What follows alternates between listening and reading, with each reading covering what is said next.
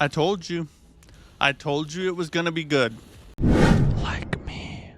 What's up, everyone? MTK here. So I recently got to play about 12 hours of Elden Ring Nightreign during the network playtest that just took place over this past weekend. So I wanted to kind of let you guys know what I think of it and try and break down what the game is all about and why it works. And it does work. Elden Ring Nightreign is the most fun I've had playing a multiplayer game in a very long time. But let me start with what a typical Nightreign play session looks like to give you guys kind of an idea of how the game operates. So a play session is broken up into 3 in-game days that take about 40 to 50 minutes to play through if you are, in fact, victorious. You drop in with 2 other players, so 3 of you total. Now it is worth noting that FromSoft has said that you will be able to play solo, but it's unclear as to whether or not the difficulty will scale down to accommodate a solo run. I would imagine that it probably will, but we'll talk more about the difficulty later. Also, one weird thing is that they also said you cannot play duos. However, there is a rumor that they are now considering allowing duos in the game. We'll see if that actually happens, though. But when you first drop in, you will be on day 1, and you and your team will begin to explore, killing enemies, collecting runes, finding gear, and leveling up. As you do this, the Battle Royale style Acid Rain circle will begin to shrink as the nighttime approaches, and it will eventually pin you and your team in a small area of the map, forming a boss arena. It's there that you will take on the boss of that night. If you are able to defeat it, you will move on to day 2, and the same cycle will repeat, except they do give you more time in day 2 to explore and get stronger before the boss fight than they do in day 1. If your team is able to defeat the boss of night number 2, you go to day 3. But this time, you do not explore or gather gear. Instead, you are transported to this kind of cave thing that leads to a giant menacing door, and upon entering that door, you are in the final boss arena. The boss of each play session is called the Night Lord, and upon defeating the Night Lord, your run is over, and you are sent back to the Roundtable Hold, where you can then begin another run. And that's it. That is Nightreign in a nutshell. And it's actually amazing. So now that we have a general idea of what the game is all about, I want to go over some things that stood out to me while playing this game and kind of give you guys a more in-depth analysis of Nightreign and its mechanics. So let's start at the start, the Roundtable Hold. This is the starting hub where you will begin your runs from. Here you can equip or sell different upgrades to your character that you looted during runs called scenes. And these scenes apply permanent upgrades and abilities to your character that carry over from run to run. So it's really the only way you can scale your character to be more powerful in the long term. They give you things like inflicting frost damage when you attack with your weapon, changing your starting weapon's weapon art, improving your character's stats, and all kinds of other things. The upgrades are color-coded in red, green, blue, and yellow. Each character has a certain amount of slots that are color-coded as well. So Wilder might be able to use 2 red and 1 blue, while the Duchess can use 3 greens. So as you loot these scenes, not all of them can actually be used with every character. So you really kind of build out your favorite classes with the strongest scenes that you found, at least to the extent that they will work with their color coding. Now, as I mentioned before, you can also sell these scenes for an in-game currency that we really don't know what it's for yet. We'll have to wait for the full game. But the other really cool thing about the Roundtable Hold is that it has a training ground where you can try out each class, different weapon types, and even has settings where you can change the level of your character to see how their strength progresses, or set your abilities to have no cooldown for unlimited uses. More on those later. But once you are ready, you approach the Grace in the middle of the main room and you will begin your first run. So let me go over some things I learned while actually playing the game and kind of dive deeper into the actual gameplay loop. First off, leveling is very important, like very important. You want to level as fast as you possibly can. I would say it's more important than your gear is, actually. The game is also very fast paced. Gone are the days of meticulously planning and developing your character stat by stat. In Nightreign, it's literally just a couple button presses and your character automatically follows a predetermined progression path. Now that might sound like the worst thing ever to you, but I assure you it fits perfectly with what they are trying to do here. Which is my next point. Everything in Nightreign is streamlined for speed instead of depth. Getting as strong as you possibly can, as fast as you possibly can, is the name of the game. So everything from leveling to how you move around the world to how the gear and abilities are set up, it's all about speed and simplicity. Even things like equipment weight have been completely removed from the game to allow for quick selection and diversity in weapon choices. Reviving your teammates is another thing that follows this same vein, because as weird as it sounds, you revive your friends by attacking them while they are laying helpless on the ground. And the more times they have fallen, the more times you have to hit them. It is also worth noting that the more damage you deal, the faster you can revive. So the stronger you are, the better help you are to your team when they do end up going down. I can't stress enough how much faster paced this game feels. Plus, the whole time you are playing, you are in a constant state of pressure, knowing that if you do not progress far enough, fast enough, you are essentially cooked. Because if you get to the boss of day 1 or day 2 or even the final boss, and you have not reached a sufficient level of strength, you don't really have much of a chance at all. Of course, some people are not going to like this feeling of being rushed the whole time, but as for me, I really enjoyed the pacing and the adrenaline rush. Now let's talk about the classes themselves. This was a playtest. The full game does not launch until May 30th. So we were only allowed to play 4 of the 8 playable characters. They were the Wilder, the Guardian, the Duchess, and the Recluse. As for the other 4, 3 of them we can at least know what they are from examining the announcement trailer. One of them seems to be a tanky barbarian class that will probably be a big damage dealer, maybe wielding colossal weapons or something like that. Another one is found here, and it looks like some kind of samurai class with a Sekiro-like parry ability. The last one we can find is an archer type class that looks like Miyazaki's take on Robin Hood. And then there is one more we know nothing about. Now each class has a set of abilities unique to them. 1 minor ability, 1 passive ability, and 1 ultimate. And these abilities are set up on a cooldown, but they do charge faster as you deal damage. So it encourages you to get in there and throw hands. Wilder has a grappling hook ability that can pull enemies to you or pull you to enemies depending on their size.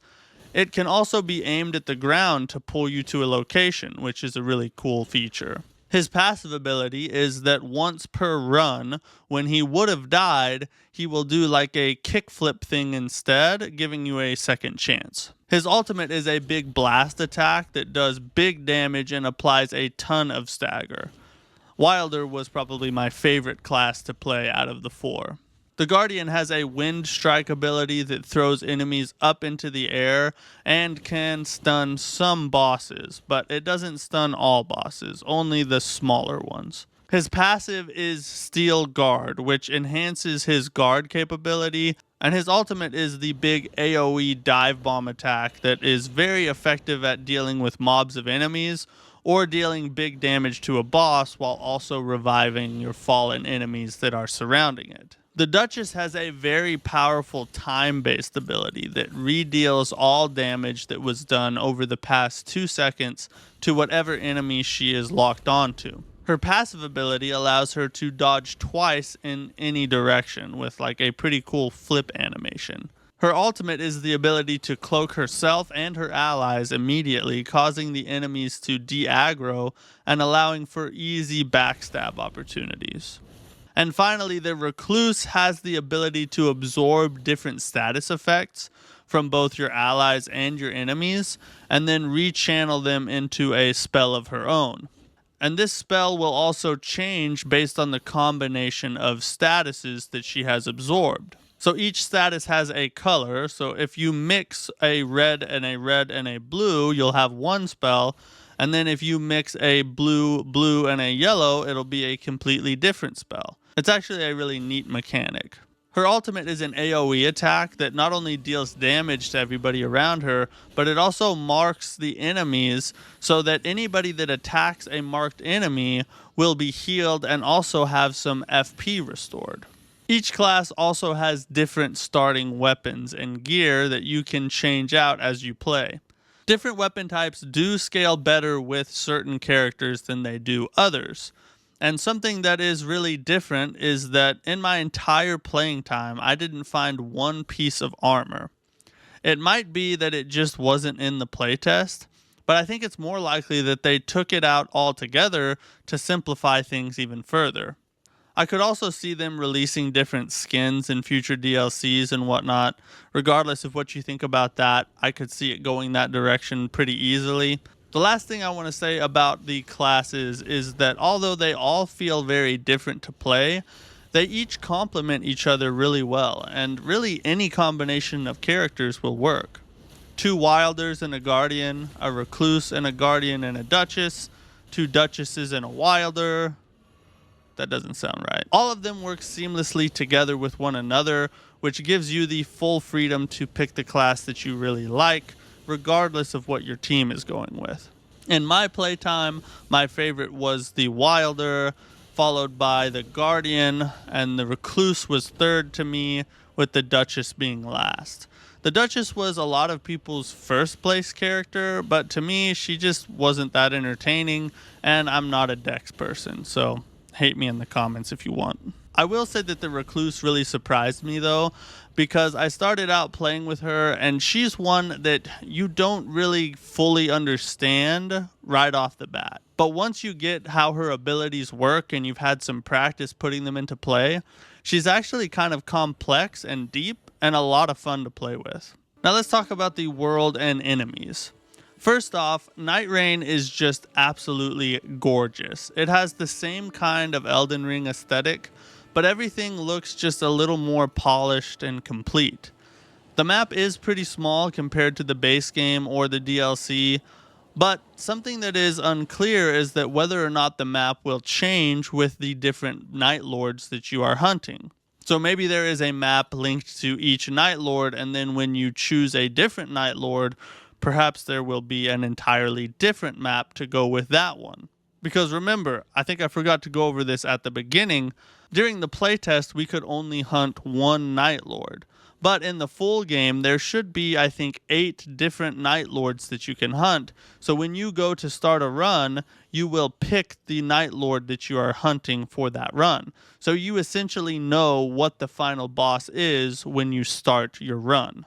But I want to be clear that I have no idea if this is the case, that once you choose a Night Lord, it has a specific map that goes with it. The only thing that made me think that this might be a possibility is that when you open your map in the game, in the bottom corner there is a symbol for the Night Lord you are hunting. Now this could obviously just be a marker to remind you of who you chose and have no relation to the map itself, but I think it would be awesome if it was true. Now, although the map is smaller than what you'd be used to in, say, Elden Ring base game, it's actually pretty dense with tons of enemies, churches that increase your flask charges, dungeons and caves, castles, mini bosses. There's a ton of things to do across the map. You definitely don't feel bored at any time when you're running around. If anything, it can feel overwhelming figuring out what to do when you first start, especially with the pressure of nightfall coming. Plus, as you explore, there are random events that can take place that further switch things up. Some things that I ran into was a swarm of bugs that suddenly started falling from the sky and attacking us. And there was also a magic storm that appeared over some of the chests that we were trying to loot. These were really neat and kind of switched up the gameplay, broke up the monotony. I hope there are a ton more of these types of events that happen during the game, because I think they really add another element to Elden Ring Nightreign. Now, the enemies and mini bosses are recycled from Elden Ring for the most part, so you aren't going to run into anything new as you are exploring. Now, I want to stress that this was a playtest, like I've said many times, and this could easily not be the case when the full game launches. In fact, I would venture to bet that it won't be. Another thing about the enemies is that there are quite a few of them, and they have much more health than usual in order to balance having 3 players in the game. Hopefully they scale this down for solo runs, but we'll have to see about that. This brings me to the difficulty though. Initially I was thinking this game might end up being 3rd or 4th on my FromSoft difficulty tier list, but after getting 6 to 8 hours in, it began to get easier and really click with me.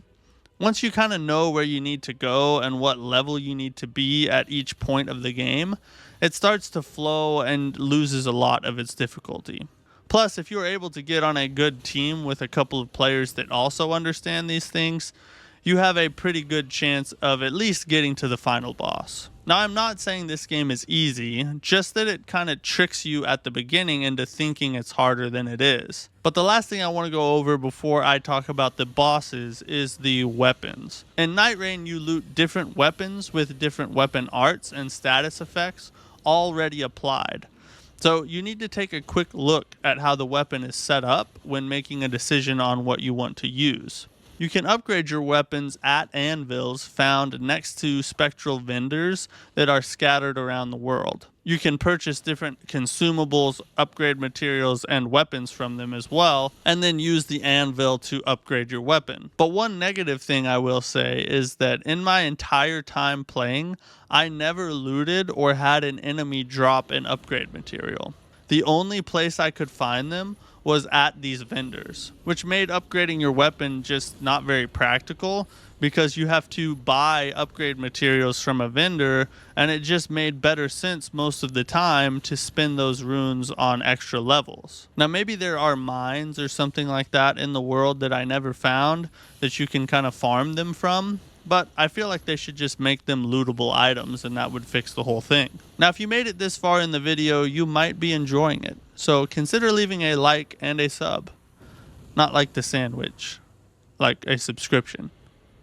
I'll also take a sandwich though. So let's get to the bosses. The bosses in Nightreign, at least during the playtest, are all recycled from previous games except for the final boss. Some of the bosses I found in my playtime were the Golden Hippopotamus, the Godskin Noble, Dragons, a Crucible Knight, Loretta, and a bunch of others from Elden Ring and its DLC.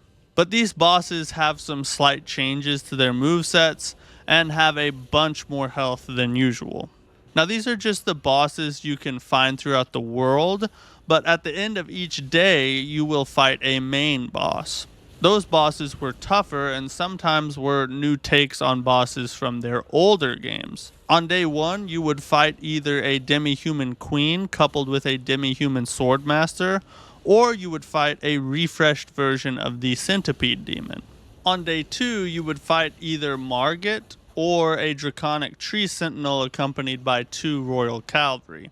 You can also be invaded by Margit at any time as you are exploring, and he will kind of just chase you until you either defeat him or he kills his target, at which point he just kind of exits the way he came. So this was another really cool thing that I felt kind of broke up the monotony of the gameplay. But another thing is that when it comes to changes in movesets, Margit was by far the most different, with upgraded dagger attacks and a new second phase transition.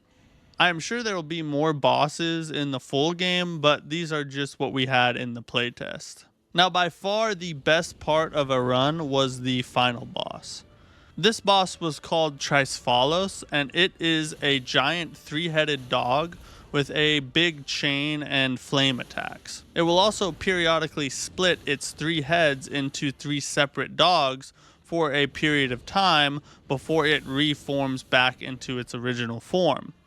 I liken it unto a three-headed Sith, but darker and with fire. But this fight was awesome, with great cinematics, a wide variety of attacks, and a proper amount of difficulty for a final boss. Another thing I want to cover is what happens when you die. If you die during the daytime, you will just respawn at the last site of grace, although you are penalized by losing a level, which is a pretty big deal because gaining levels is pretty much the only way to survive as the game progresses. But after you respawn, you can then rejoin your team and retrieve your runes. However, if you die during a main boss fight at nightfall, you and your whole team will lose the run and are sent back to the Roundtable Hold, where you can then start another one. So I really want to stress the point that you need to get as strong as you can, as fast as you can before nightfall to ensure that you have as good a chance as possible to make it to the next day. Everything I have gone over really just fits together perfectly to create this Souls-like roguelike hybrid that is just so addicting and fun that your mind just starts spinning, thinking of all the cool things they could add or do with this game. Are there things that could end up being a letdown? Of course. If it turns out that there really is only one map and no procedural generation, no new enemies, very few new bosses, or the other classes suck, those would all be bad things. But the core idea of what they're doing seems to be something special. I said this when the announcement trailer came out and everybody started kind of throwing a fit about the direction FromSoft is wanting to take this game. FromSoft has a way of giving players what they didn't even know they wanted. After all, that's exactly how we got the whole Souls-like genre anyway. When Demon Souls came out, there was plenty of apprehension as to whether it would work or if players would like it. But yet, here we are. And I think Nightreign is going to be no different. And after playing a considerable amount of time in it, I can confidently say I am hooked. And Nightreign is the hooker. Wait, no, let me do that again.